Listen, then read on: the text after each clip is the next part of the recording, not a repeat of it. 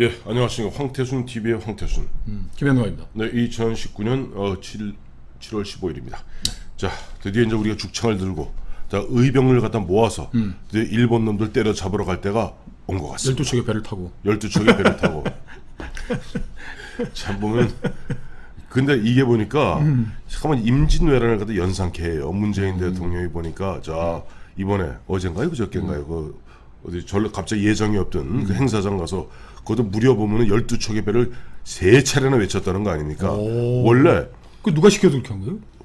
조국이 시켰나? 뭐 어디가 시켰겠죠. 근데 이런 거 아시죠? 예정에도 없이 그냥 뜬금없이 갔다 이거죠? 네, 예정이 없는데 가서 거기에서 갑자기 그 유명한 이야기를 한 거죠. 전남 주민들이 이순신 장군과 함께 불과 12척의 배로 나라를 지켜내었습니다. 라고 했는데 첫째, 그게 뭐냐니까 우리 유명한 이순신 장군의 이야기 한 2마디가 있습니다. 양무, 호남, 심우국가라는 게 있습니다. 만약 호남이 없었다면은 나라도 지키기 어려웠을 것이다. 왜? 그 당시에 모든 군량의 보급창이 그렇죠.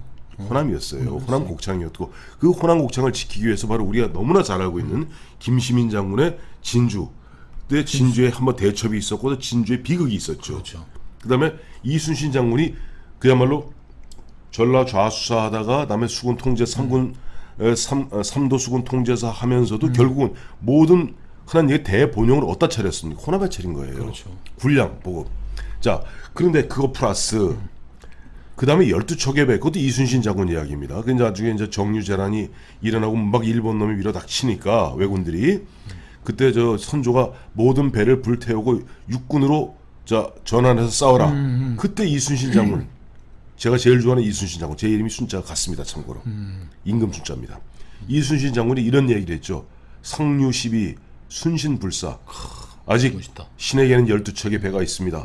아직 이순신은 죽지 아니했습니다. 라고 얘기하는데 실제 나가서 싸운 배는 13척입니다. 13척이에요? 아, 그러니까 내가 문재인 대통령과 문재인 선생은 저 난중일기 한번 읽어봤을까? 난중일기 고사하고 하다 못해. 그 이제 명량해전이라는 거 있죠. 네. 그 영화 하나 안 본 사람이에요. 그건 순신 있을 땐 12척이었는데 그 사이에 한 척을 만들고 있었습니다. 그래서 명량해전에 나갈 때는 13척의 배가 지금 그 한일 경제전쟁에 우리 쪽 사령탑인 문재인 대통령이 14일 날 네. 자기 생각을 내놓은 거예요. 그죠? 그렇죠. 뭐 문제 해결보다는 죽기를 각오하고 싸우겠다라는 얘기를 이런 식으로 했는데 바로 일주일 전에 네. 최재성이라고 그 핵심이죠, 당의 핵심. 그 집권당의 일본 경제보복 대책특위위원장이 네. 지금은 의병을 이렇게 할 때이다 이렇게 얘기를 했어요. 일주일 그 얘기 있고 일주일인데 최재성 의원이 뭐 좀 의병을 왜 갑자기 일으키자고 의병이라는 게 임진왜란 의병이라는 건 선조는 도발이를 친 거예요.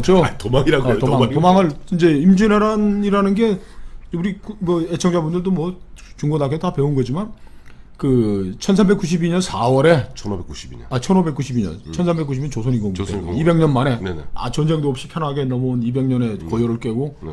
부산 내 네. 부산진 뭐 다대포 네. 뭐 동네 뭐 이런데 그 부산 지역에 일본이 고니시 유기나카와 그 가토 기요마사의 일진 이진을 합쳐서 15만의 병력을 풀어놓은 겁니다. 거기다 15개 사단. 지금 저 최재성 문재인 대통령 일본하고 전쟁할 때 지금 우리 도대체 몇 개 사단을 일본 본토에 풀어놓을 수 있습니까? 지금 우리 능력으로.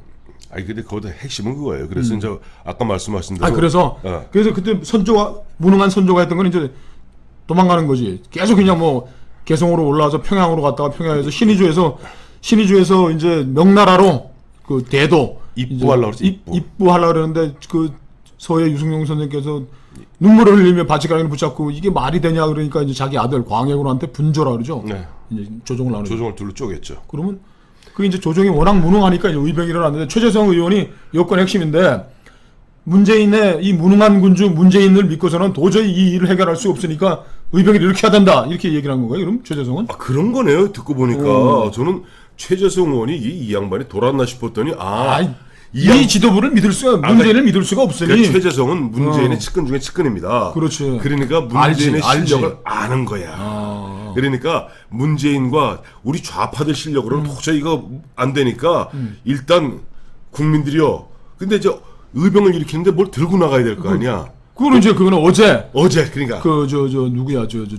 조국이가 죽창을 들고 나오는 의병은 사실 저 죽창을 든 의병은 지금 동학난 네. 그러니까 구한말에 또 의병이 일어났지 않습니까? 그렇죠. 을미 뭐 사변 나고 그렇죠. 또 뭐 청나라 쳐들어오고 일본 쳐들어오고 하니까 네. 의병이 일어났었는데 그러면 문재인 대통령은 선조에 가까운 거예요? 고종에 가까운 거예요? 그러니까 선조 때는 나라가 망하는 99.9%였는데 그때 명이 5만 대군을 갖다 끌고 개입하는 바람에 그나마도 어정쩡하게 7년 전쟁으로 끝난 거 아닙니까? 우리 아시겠습니다만 서해 유성룡 선생이 전쟁 이후에 징비록을 쓰면서 이제 나라를 다시 세워야 할 때입니다.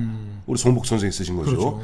그런데 사실은 그때 이미 망한 거예요. 조선은 1차로. 망한 거죠. 망한 거고 그리고 실제 그로부터 또 한 300년이 흘러서 구한말에 그야말로 의병이 일어난 그 나라는 결국 망했습니다. 그 최재성 의원이 문재인 대통령 무능하니 네. 우리 의병을 이렇게 해서 싸우겠다고 했는데 네. 그럼 선조는 의주로 도망갔는데 문재인 대통령 어디로 도망가야 되나요? 평양. 아하 정리한테 가면 되는구나. 그러니까 이 진영이 예. 반미 다 주사파들 아니야. 반미 뭐 주사파들이죠. 반미 주사파, 종북 주사파들인데 네. 거기다 이제 반일이라는 엄청난 감정의 쌍도끼를 들었네. 네. 반미 적폐 세력, 반미하고 적폐 세력들 죽여고 네. 우리나라의 뭐 박정희, 이승만 이 나라를 건달시키는 새끼들은 그냥 적폐 친일파고. 도끼로 하고 네. 아니지 친일은 이제 반일 도끼지. 쌍도끼를 쥐를 하는 아니 거지. 그러니까 이제. 그 쌍독기 하면서 이제 뭐 이승만은 옛날 보면은 일제 때 관료들 청산 못했으니까 나쁜 놈이고 그다음에 저 박정희는 저 일본군 저 만군 장교 출신이니까 나쁜 놈이고 부관 참시했던 거 아니에요. 그렇죠. 그리고 이제 보면은 뭐 공산당을 갖다가 빨갱이를 빨갱이라 부르면 넌 뭐다? 친일파. 친일파고. 야, 그러니까 이거 어떻게 이렇게 쌍도끼 감정의 쌍도끼를 만들어냈네. 드디어 네. 우리 어린아이들이 뭐 하면 완전 합체 뭐 반미 반일 뭐 쌍도끼 이제 휘두르게 됐는데. 그래서 결국 반미 반일 합치면 우리 김광우 선생님 말씀하시는 거 있잖아요. 어차피 해양 세력인 반미 해양 세력에서 끊어내고 이것과 이 남쪽이 우리 대한민국과 미국 일본의 해양 세력 그다음에 조선민주주의 인민공화국과 중국 러시아의 이른바 북방 세력 충돌하는 지점 아닙니까? 여기에서 어떻게 하든지 우리 대한민국 좌파들은 대한민국을 여기서 끊어내려고 그러는 거 아니에요. 미국과 일본의 자기들로 얘기하면 그렇죠. 그 예속으로부터. 임진왜라는 의병은 네. 그 남명 조식 선생 네. 지금 뭐 산청 가면 뭐 사당도 있고 다 예, 있지만 예. 남명 조식 선왕의 저 조식의 문화인 네. 정인홍, 곽재우. 박재우 이런 분들이 의병을 김면, 일으켰고 그렇죠. 이제 그 조국을 구해낸 거예요. 선조는 무능한 선조 도망가고 예. 이제 구한말에 가서 의병이라는 거는 네. 어제 그 조국이라는 친구가 그 뭐 죽창가 올렸다는데 사실 참 불행하게도 1894년 동학 농민혁명에 이르기까지 네. 동학이 여러 번 저 거사를 했었어요. 그렇죠. 했는데 그때마다 죽창을 들고 나섰고 뭐 무기가 없으니까.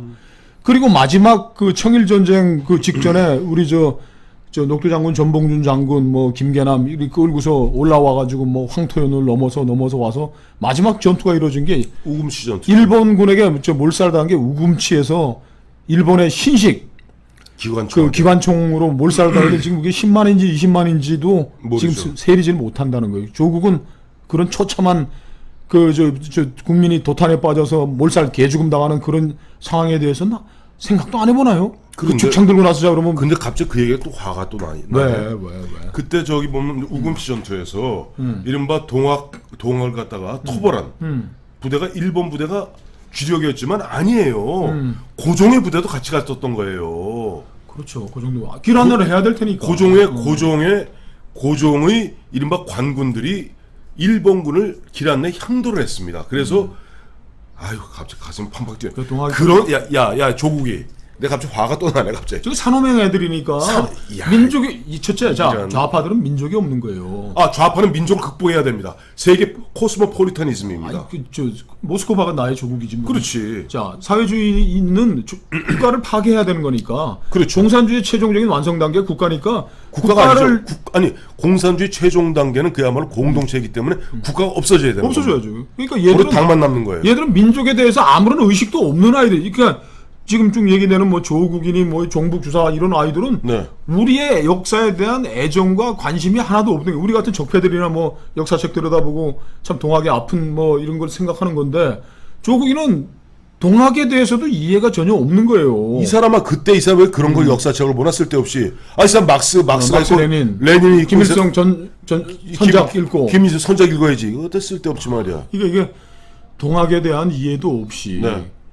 그 동학이 그래서 이제 몰살당한 거 아닙니까? 그리고 우리 장충단 잘 아시잖아요. 장춘단. 네, 여기 어디 이쪽이나 저기 장춘단 공원 장춘단. 저기 신라 호텔 맞은편에 앞에. 있는 그 장충단이 을미 사변 때, 민미 네. 시해 때, 네. 그리고 그 이후에 일어났던 뭐 여러 가지 사건들에 죽었던 그 사람들을 기리는 건데 네. 불행하게도 거기도 의병은 기리지를 않았어요. 고종은. 고종에게는 의병은 역적입니다. 역도들이 역도들이고 비적이고. 역도들이었던 거예요. 근데 이 정말 종북 주사파들이 드디어 뭐 민족주의까지 지들의 무기로 이제 다 끌어들여 가지고서 나라를 참 도탄으로 끌고 가려니 우리도 의병을 일으켜야 되겠다. 의병. 진짜 이제는 우리 자유 우파에서 의병을 일으켜야 될 판입니다. 무능하기 짝이 없는 권력이 대통령 무능하기 짝이 없는 대통령과 그 권력들이 드디어 국민들 애꿎은 국민들을 갖다가 그 어떤 관제적 민족주의에 불을 지펴서 이를 죽음으로 몰아넣는 걸 지켜봐야 되겠습니까? 참 암담한 현실입니다.